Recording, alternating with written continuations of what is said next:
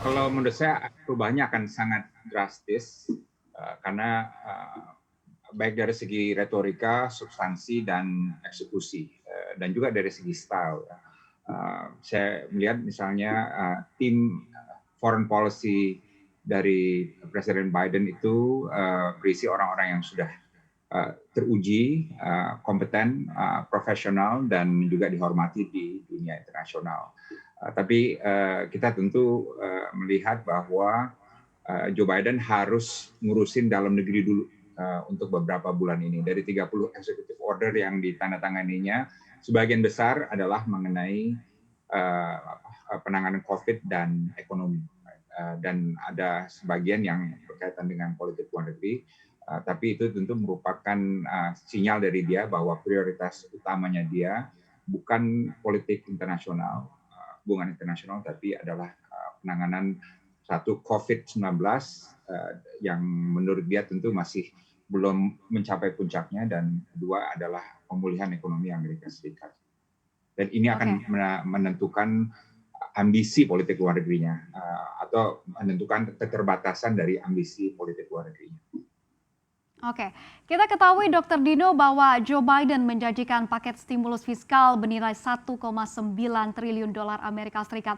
Anda melihat paket stimulus ini dan juga kebijakan-kebijakan pertama yang akan diambil oleh Biden, seperti apa dampaknya kepada ekonomi global dan juga negara-negara emerging market termasuk Indonesia? Ini ada dua hal, dampaknya terhadap ekonomi Amerika dan juga terhadap global ya.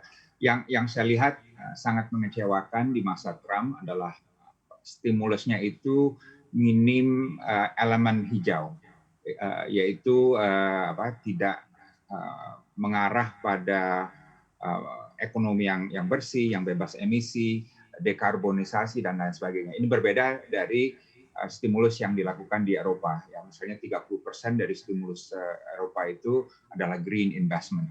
Jadi saya kira ini adalah satu PR besar ya yang harus dirubah oleh Biden. Bagaimana anggaran stimulus Amerika itu bisa memulihkan ekonomi, tapi juga bisa meningkatkan Amerika sebagai ekonomi yang bersih emisi. Dan apalagi Presiden Biden sudah menempatkan climate change, perubahan iklim, sebagai prioritas utamanya.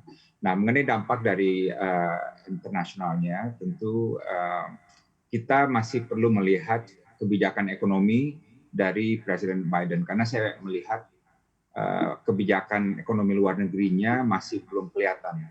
Misalnya Trump keluar dari Trans-Pacific Partnership. Apakah Biden akan kembali ke Trans-Pacific Partnership itu belum jelas ya. Dan sekarang ini Amerika juga tidak masuk dalam perjanjian perdagangan yang terbesar di dunia, yaitu RCEP, ya, Regional Comprehensive Economic Partnership, right? Jadi dari segi arsitektur Amerika banyak ketinggalan, dan saya kira Biden perlu memaparkan apa visi dan strategi ekonomi globalnya, terutama di bidang perdagangan dan investasi, dan juga teknologi tentu. Nah, bagi Anda yang ingin mengikuti berita ekonomi dan juga bisnis, jangan lupa untuk install CNBC Indonesia di App Store dan juga di Play Store.